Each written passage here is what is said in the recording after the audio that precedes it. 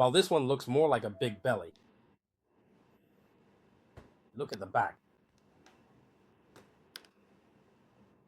See? And over here. Now let's check the hardness of this leather bag. Let me show you. It bounces back. Now look at ours. It's very soft. A gentle squeeze is all it takes. See that? But with this one,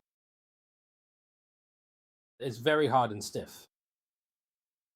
It bounces back.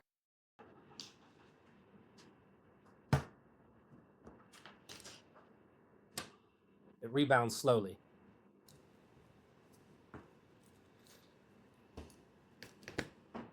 Now let's look at the bottom of ours.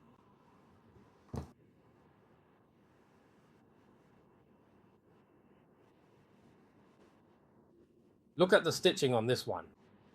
These two lines are obviously not right. This is a zigzag, and here it's a straight line. Ours has a seamless zigzag stitch all the way through. See? And then look at its bottom. The bottom is even harder. You can't even bend it.